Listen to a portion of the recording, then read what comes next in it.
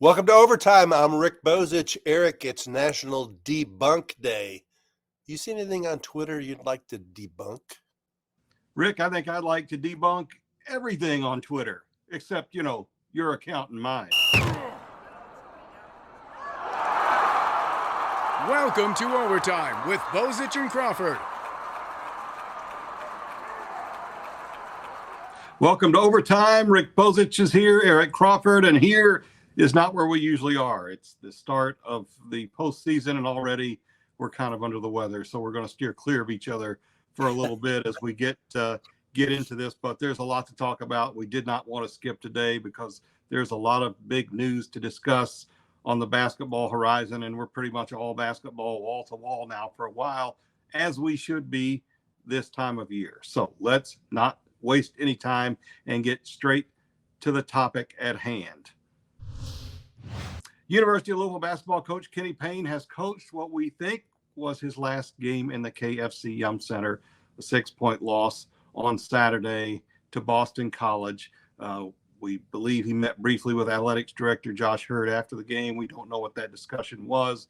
He's still the coach. He will be the coach of the ACC tournament when Louisville plays North Carolina State on Tuesday night.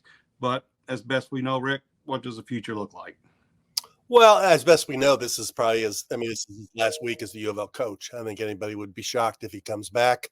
They've lost 7 games in a row over the easiest part of the schedule. We've all seen the way the crowds have been in recent games. And we know the fan sentiment is for change. And I think it'll happen as soon as Louisville exits in the ACC tournament, whether it's Tuesday against NC State or Wednesday against Syracuse or whenever it is. I do know that the Cards didn't practice on Sunday, but they weren't scheduled to. They did practice on late Monday morning. Kenny Payne himself is suffering from a cold, but the team is flying to D.C. at 3 o'clock. They're staying in the city, not far from the White House, and they will play tomorrow. Yeah, and this is the time of year when you start to hear everything, and it's tough because we all know where this is headed at this point. So we know what's going on. We don't know the exact timing. We don't know the exact substance of conversations between Josh Hurd and Kenny Payne, but we assume that sometime maybe Wednesday after the conclusion of the ACC tournament, or Thursday if Louisville manages to win a game, or whenever, that Josh Hurd will announce that he's made a change. I think certainly in the arena on Saturday, it had that feel. Kenny Payne didn't say anything to the effect that he felt like that was it, but you could tell in his demeanor and his manner that it wasn't upbeat in terms of that. It was just kind of a somber feeling. A couple hecklers, but not many.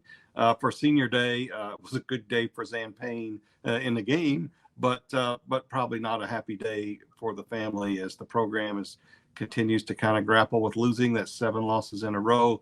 Certainly not the way he wanted the season this season to go, and we're just kind of in limbo, is how one official kind of put it, off to the side on Saturday. And as we wait for this, there'll be a lot of rehashing as to what went wrong and what happened with this, but it's just kind of a tough time. Yeah, I think the one thing that they have talked about is they want to handle everything the right way, and the right way we all know is to let him finish out the season and then, make an announcement when it's time to make the announcement. We know that's not the way it works anymore because there's so many social media accounts that throw out what things that they've heard without putting their names behind it or any specificity. But you and I both talked to enough people that we know which way this is headed. And, we'll be talking about other things soon enough. Yes, we will. Yes, we will. In fact, let's talk about something else right now. All right. Basketball does go on in Washington, D.C. Tyler Griever of WDRB will be there on Monday night and be at the game on Tuesday. We're at 4:30. The Cards play NC State. The team that hasn't been playing very good basketball down the stretch either. Although NC State did beat Louisville way back in January, 89-83. Kevin Keats is also possibly playing for his job, but the Cards are 0-5 in March under Kenny Payne, and it's a program 2-11 in March the last 5 seasons. Can they spring one upset and have their one shining moment on Tuesday? Well, you're asking me, can they? Well, yeah, technically they can. They could they could spring an upset, but I don't know, if we should expect an upset at this point. That's the thing. This is kind of like a bowl game where it's about the team that wants to be there the most, and it may be about who can grab an early lead. If Louisville can get out and get to an early lead, maybe that means, something good happens and they're able to live for another day. The problem with Louisville is you would have figured that sense of, let's do something would have kicked in before now. It would have kicked in some of these games late in the regular season where they had a shot to win games and they didn't. So there's not a lot of reason to hope. I haven't seen a line on this game. I think Ken Pom had it at 7 or 8 points in NC State's favor. Certainly they've not been the most motivated team going down the stretch of this season, but it's hard to predict Louisville coming out of here with a win the way we've seen them play over the last couple of weeks. Yeah, I agree with you. If they were going to be motivated to do something, it would have happened in that closing stretch where they played 4 of their last 5 at home against Notre Dame, Syracuse, Virginia Tech, and Boston College, all games that you figure, they're going to at least win 1 and maybe 2 of them. They didn't win any. At this point in the year, I don't really know if there's any, what do they call it, esprit de corps within the group where they rally together for a common cause. I don't think so. I think in this situation, you got a lot of guys who are already thinking about what's next for them in addition to what's next for the head coach. Yeah, if it's there, we haven't seen it. And, like we talked with Kenny Payne after the game on Saturday, just about the mood of the team. And there were a lot of questions about how do you keep up the team's morale, at this time of year with all the stuff that's going on, and it's not easy. So I can't imagine it being easy for this game. And yet he keeps sounding the theme that we're 0-0. I believe the players said 0-0. They still believe. They look like they've checked out to a degree, but they're not as checked out as the team was a year ago, or even 2 years ago. Louisville was able to go to the tournament and win a game. So I'm not writing them off completely. I think it's the Mark Weinberg courtesy 10% chance, maybe double that. Maybe I give them a 20%. I'd be shocked. When I think back to last year, I thought maybe they could put some kind of a moment together, and they got run off the floor in the second half by Boston College. So, we both have been to first rounds of conference tournaments, and at 4:30 in the afternoon in Washington, D.C. on Tuesday afternoon, I can't imagine it's going to be a very lively atmosphere in downtown Washington, D.C. to watch NC State play Louisville. So it's going to be which team really wants to be there. And I'm not sure at this point how much Louisville really wants to be there. Okay, let's turn to a team that probably does want to be in the conference tournament. Kentucky goes in as a number 2 seed. It looked like a couple of nights ago like they could be playing on Thursday night. Now they're in a primetime Friday night matchup. They're going to get, I think, either Ole Miss or Texas A&M in this one. Kentucky looks like it's putting it all together. They put away a number 4 ranked team in the country on the road on its senior day on Saturday. That's an impressive win, even if Tennessee made a late run. Kentucky got 27 points from Antonio Reeves, 27 points from Reed Shepherd, and that offset 40 points from Tennessee's Dalton Connect. That's a good win. Kentucky's won 5 in a row. Do the Wildcats have it going right now? They definitely have it going. The only game they've lost in this last stretch of 9 or 10 was the game to LSU, which was a 1-point game. They've got, offensively speaking, the most feared group of perimeter players in the country. They've got Dillingham, Shepherd, Wagner, Reeves. Any one of those guys could go off for a 20 to 30 point game in any specific game. When you got 3 guys shooting over 40% from 3, that's dangerous. Over a 6-game stretch in the NCAA tournament, is their defense still the thing that's going to determine how far they go or don't go? Yes, it is. But you know how it is. We've both been to SEC tournaments. They're basically Kentucky home games, especially in Nashville. Kentucky fans get most of the tickets. They're behind this team. They're excited about this team again. And Kentucky has something to play for. They're probably right now a 4 seed. I think if they really, really get hot, they can play their way up to a 3 seed. They made it up to number 9 in the AP poll on Monday. Heck, I voted them number 6.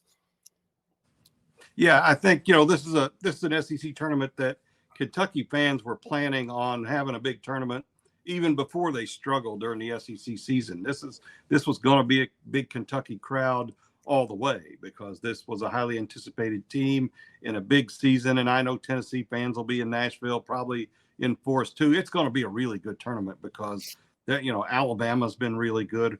Arkansas is pretty exciting. South Carolina's been really good. There's a lot of tournament teams going to be there, and there's going to be a lot of competitive games, I think, not just on the first nights of this tournament, but moving along. Kentucky is in a situation where it's one of those years where they could stand to win this tournament if they're able to, and they certainly are built for it because they've got the depth and they got a lot of people to be able to throw in there. So they could come out with a win in this thing.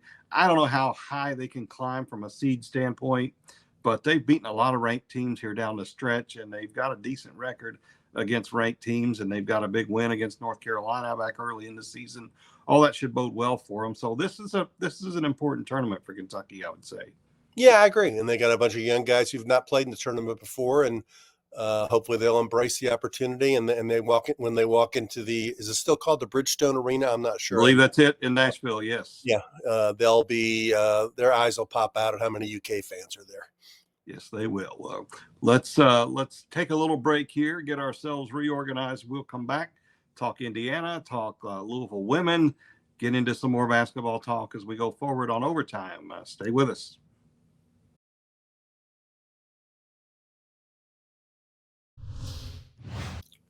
We are back. Thank you for staying with us. There's a lot more basketball to get to. It's been all Louisville, Kentucky at this point, but let's not forget the Indiana Hoosiers because, we talked about their demise. We said, could they lose 8 straight to finish the season? Now they've won 4 in a row, and they've been pretty impressive heading in here toward the end. Reports or even speculation about Mike Woodson's demise may have been greatly exaggerated, but what's going on up in Bloomington, Rick? That's a great question because when you look at the situation this week in the Big Ten tournament, Michigan State is considered a lock for the NCAA tournament. 18-13 record, 10-10 in the Big Ten. Indiana's got a higher seed in the Big Ten tournament. They're the 6th seed with an 18-13, 10-10 record. Now, Michigan State's numbers are a lot higher because they have better non-conference wins, and a lot of their losses were by their margin of defeats were smaller, their margins of victory were larger. Those things matter. But Indiana won 2 road games. They won 4 in a row. They won yesterday with Trey Galloway injured. They're playing their best basketball of the season. They'll head to Minneapolis, and play either last place Michigan or Penn State, a team that's beaten Indiana twice this year. They're a threat to win a game or maybe a couple of games in Minneapolis. I think they'd have to win the Big Ten tournament to get in the NCAA tournament, but it definitely put themselves in position to get an NIT bid if you get excited all about the NIT, and kind of changed a little bit of the vibe of the way this season will be remembered. Yeah, and that's always the empty part of a winning streak. You're glad to see the team play well, but you're like, well, what is it for? Because some games where they stumbled early in the season, they don't have the opportunity in front of them now that they would like to have, and that makes it a little tougher to take. But they are playing well, and I think they can beat Michigan in the Big Ten tournament. And the thing about Penn State is that you've got motivation. They've beaten you twice. You've got momentum. That's all for the good. So for whatever the case is, I think that they deserve some credit for putting it together here late in the year. And Mike Woodson deserves some credit, but they're gonna, they've opened themselves up to all of the kind of postseason questioning, and it's not even postseason; it's already happening. What did happen earlier? Was it just a matter of injuries, or were there more problems? And that's what you run into. Well, I mean, the main thing is the injury to Xavier Johnson was a big deal. I mean, he missed a lot of games, and he was their senior point guard. And it's not like he's some all-conference player, but the guy that replaced him with is a freshman, Gabe Cupps, who really wasn't ready for the job. No criticism of his ability. He's just a freshman who's not physically or emotionally ready to be a starting point guard in the Big Ten. He got some good experience for next season, but Xavier Johnson kind of changes the look of the team. And, and freshman Mackenzie Mbako played a lot better down the stretch. He looked like a McDonald's All-American, which he didn't do early in the year. So they've got a decent front court. They don't have great guards. So that's where Penn State's taking advantage of them with the guard play. And Penn State's a very physical team. Indiana doesn't really like a real physical game. So we'll see if they can actually beat the Nittany Lions, and they can be the rare Indiana team to go 0-3 against Penn State in basketball, which would be embarrassing. Jeff Walz took his University of Louisville women's team to Greensboro. They won 1 game, and they played Notre Dame. in their second game, fell behind by 22, stormed back and made it close, got within 3. Coach Jeff Walls didn't really agree with a lot of the officiating, and there was one egregious call, picked up his second technical foul, got ejected. They struggled down the stretch, no doubt about it. It seemed like that Syracuse loss where they got cheated out of the win by a bad call really hurt them, but they have played they played well in Greensboro. They're going to be going on the road in the NCAA tournament. Here's what Walls had to say about his team's chances. The fight we showed in the second half, I think this is a ball club that can still get to the second weekend of the NCAA tournament. And then once you get there, anything can happen. Anything can happen. It's, who's playing the best that night and then what crew you got on the game. Anything can happen. So I'm excited because they showed that fight. Obviously, Jeff Walls still believes in his team's chances. And the one thing I will say for this team, and I know they struggled, it was kind of win-loss down the stretch. Wasn't a great loss to Virginia, although Virginia has played well.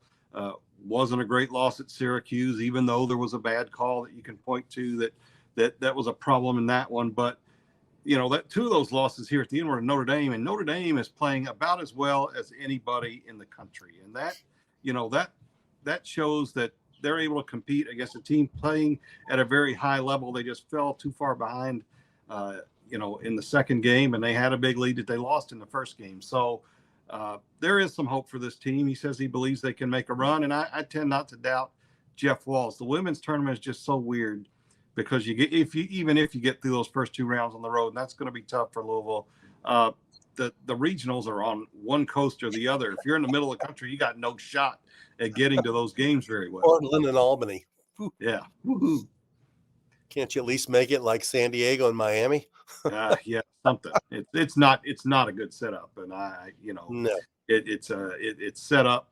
It's set up for UConn, and maybe I don't even know who Portland is set up for, but it's not. It's not the Oregon.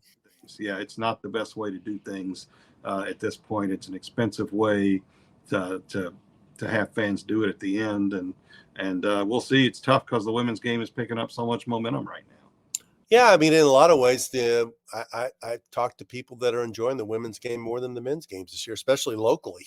There's more star power in the women's games for sure, with Caitlin Clark and Angel Reese and Cardoso of South Carolina and some of the other really good players we've seen around the country.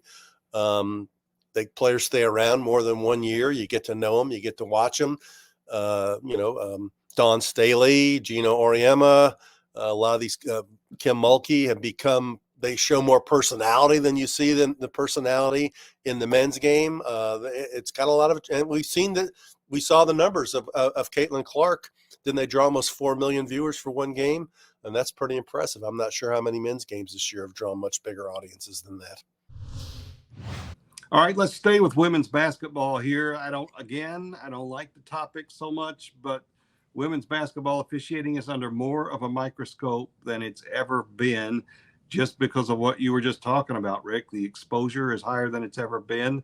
They've got bigger audience. I'll be very interested to see what the audiences look like for these games this past weekend. The SEC championship game was a great game between South Carolina and LSU, yet it was marred by a fight at the end because officials really didn't keep that game under control. And when there are problems in officiating, they're magnified with those big audiences. And I think it's a problem for women's basketball, and it's going to be a problem going forward. And I'm going to show you, if you haven't already seen it, the play that drew Jeff Walls' ire at the end of this one. You'll see how she did it. We'll watch it several times here where, the player steps out of bounds, then inbounds it, and another player steps out of bounds and gets it. You can see Walls out on the court. Walls comes out on the court to argue this, and he gets a technical. That's why he got the automatic tee from basically almost stepped in front of the official there at the end. But these kinds of things that fans are getting into the women's game. They like the personalities. That kind of thing hurts it when they see it because it's just a misapplication of a rule. Yeah, that's basketball officiating 101. Yeah, you can't do that. I saw it when it happened, and I didn't go as crazy as Jeff Walls, but No. A lot of coaches have complained about the officiating in women's basketball for a long, long time, and it's behind where it is in men's games. They need to have some kind of summit about it. They need to invest more in a developmental program where they find good high school officials and work them into the college game and get them ready to move up into the high major game. Because as you mentioned, their product is taking off within the culture. It's becoming more and more popular. More and more schools are investing in women's basketball. The crowds are becoming bigger, and you're going to hurt your product if you have people questioning the authenticity of the game. And instead of watching what the great play that you see on the court, you end up debating, well, how could they miss this call? And why do these two teams almost get into a brawl? So it's a very important thing that needs to be addressed. Yeah, it is. And, the technicals for Walls, I mean, that plays a factor because his team made a run late to cut it to 3, and that cost them a couple of technical free throws. And it wasn't so much a swing because Notre Dame already had the ball and they would have had it.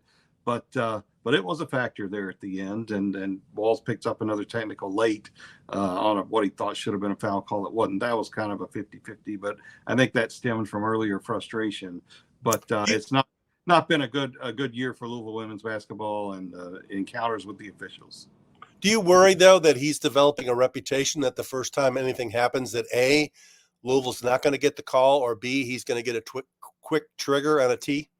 Yeah, I worried about it, when he first complained about it after the Syracuse loss. But, I knew why he was angry, and he was right. We should say the NCAA sent out an interpretation a couple days after that game to say, look, fouling at the end of a game is acceptable. And in fact, you've seen it in Louisville games since then. They had a player intentionally fouled at the end of a game in their opener in the ACC tournament. The player didn't even have the ball. So obviously they got the message on that, but and they'll probably get an advisory to watch out on these inbounds plays. But too late to help Louisville as it is, and you do worry about how that affects officials going into games against Louisville. No question. So we'll see what happens. We'll find out on Sunday where they will play in the NCAA tournament.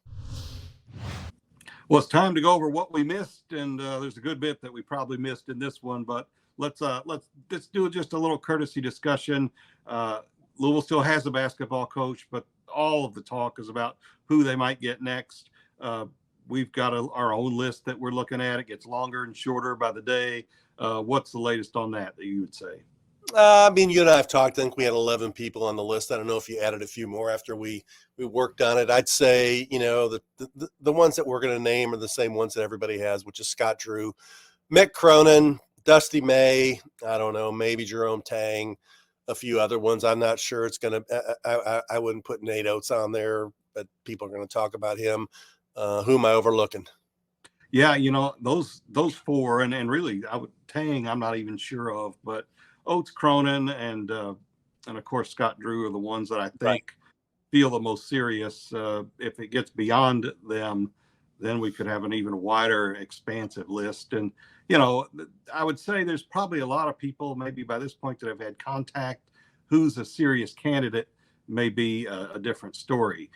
They're going to be looking for a women's basketball coach at Kentucky. News came down just before when it came in to tape this, that Kentucky women's coach Kyra Elsie's gone after 4 years. So it'll be interesting to see what direction they go to with that job. We heard some rumblings that former Kentucky coach Matthew Mistral, who stepped down for health reasons before the season just 4 years ago, might be considered for a return, but we'll see where they go with that. Yeah, it's a good job. We know that Mitch Barnhart is committed to competing and winning in all sports, and I'm sure he'll find a good coach for Kentucky.